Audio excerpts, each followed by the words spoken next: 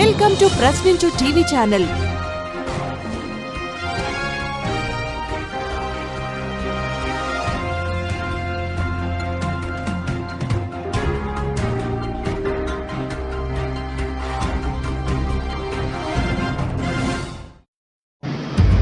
జై శ్రీరామ్ అందరికీ శుభోదయం.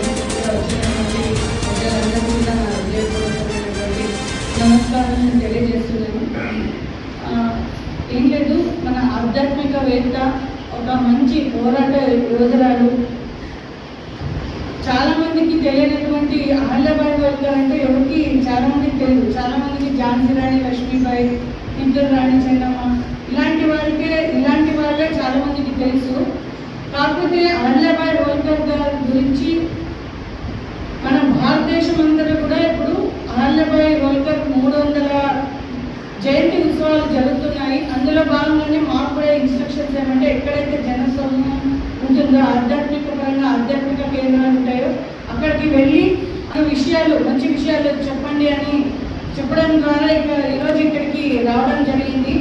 అనేటప్పుడు ఆడుకుంటూ ఉంటుంది.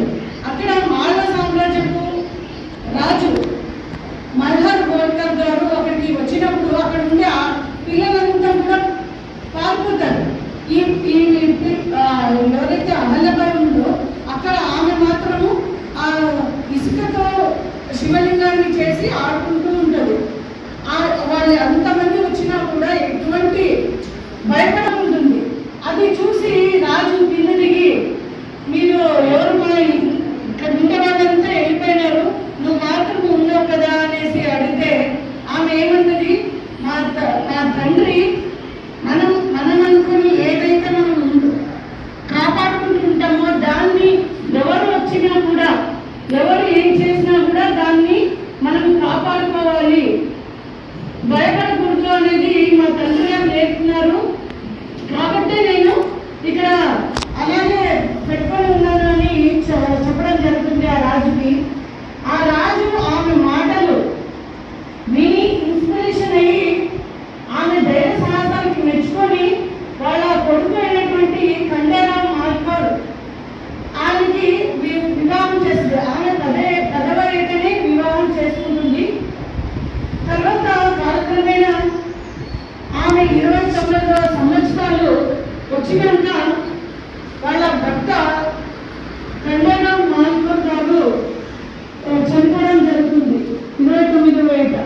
అప్పుడు ఆ కాలంలో సతీ సహగమన పద్ధతి ఉండేది. అప్పుడు ఆమె కూడా వాళ్ళ భర్త చనిపోయిన తర్వాత సతీ సహగమన పద్ధతిని ఆచరించడానికి వెళ్తుంది.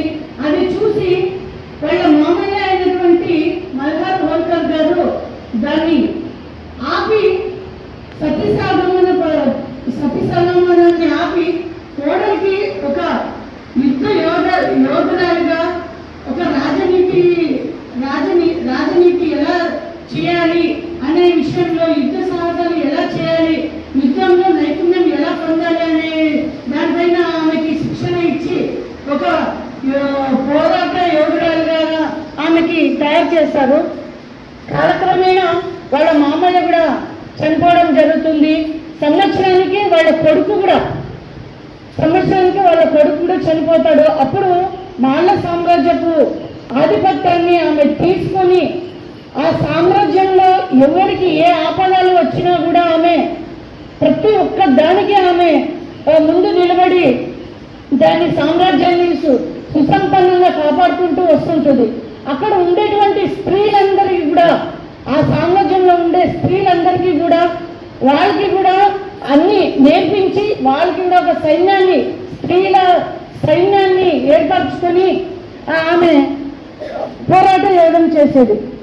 తర్వాత కాలక్రమేణా ఆమె మహాశివభక్తురాలు. ఆమె ఏం చేస్తుంది,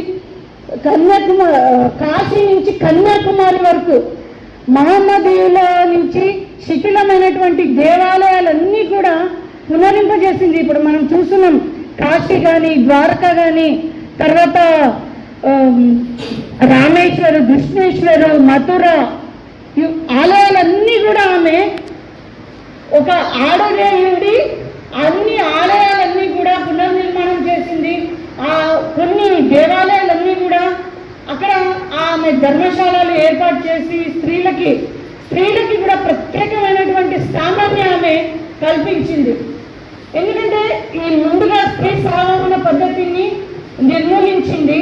తర్వాత అప్పుడు భర్త చనిపోతే భర్త ఆస్తి మహిళలకి దక్కేది కాదు, స్త్రీలకి దక్కేది కాదు.